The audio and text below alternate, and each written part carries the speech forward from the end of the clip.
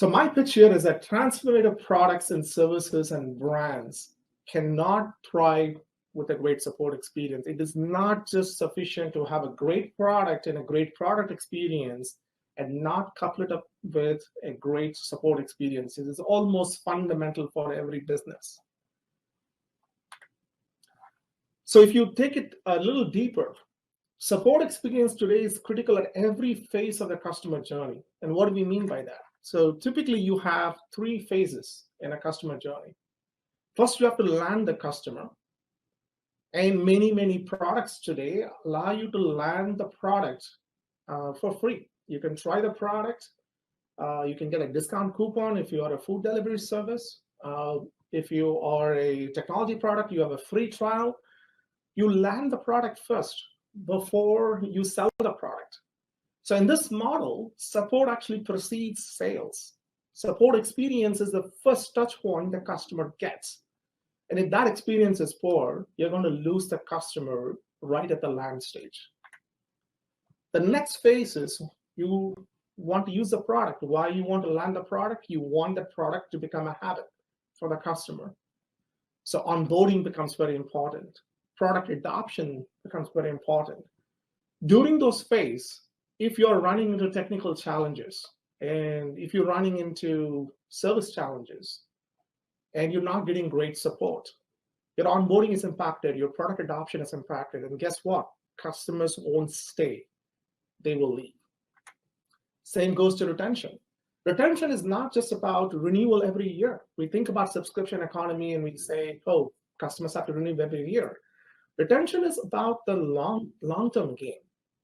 What is your brand experience? How are you defining your brand experience? What is your brand loyalty?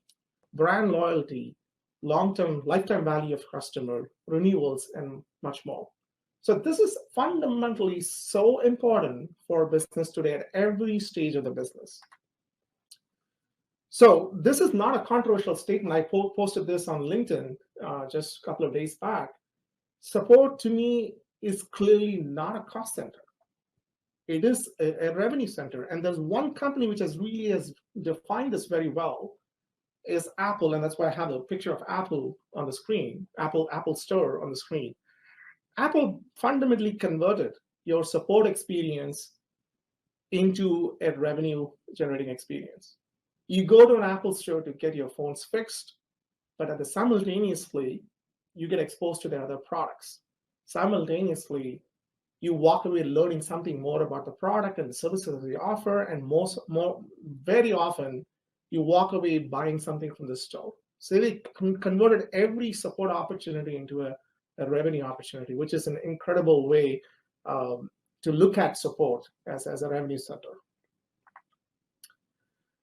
But the revenue impact of support goes way beyond that. There are tons of industry stats out there. I'm going to show a couple of them on the screen. Microsoft surveys have shown that support experience, 96% of their respondents have said support experience is very critical part of their loyalty to the company. Qualtrics surveys have shown that companies are more likely to perform financially in the long term when they provide great support experience. The last point that I want to show, which is a very compelling data point, is that we have a tendency as human beings, we remember negative experience way more than positive experience.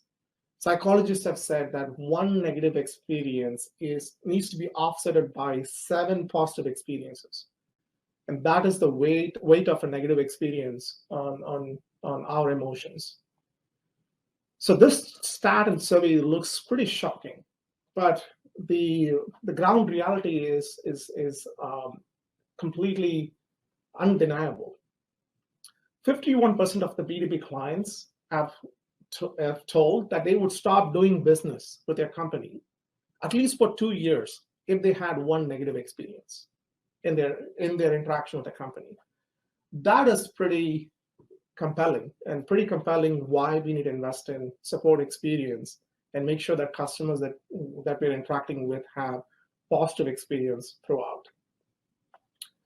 The other point I want to make is every journey of a company, the company goes through different phases, right? And if you look at a competitive position of companies, there are products out there that are well differentiated from the market, and there are products out there which are just commodity. They're not differentiated, and therefore they can't compete on the price spectrum. So from a support perspective, I see three different buckets. You could see support as a transactional mechanism, which is what we had support 25 years ago. Most companies today are in the operational spectrum of support. And what do I mean by operational spectrum is the focus is more about how do I make sure the support is performing at scale? Are we providing efficient support? Are we managing backlog? Very, very operational focus, but not necessarily focus on the experience of the customers, which is what I call as experiential focus. The key point here is that as companies move from operational mindset to an experiential mindset, this is where the companies can differentiate themselves from the pack. This is where the companies can command premium pricing for their product and premium pricing for their support offering as well. So this is a key point for the industry to think through. What things can we do to shift our focus from operational mindset to more into an experiential mindset?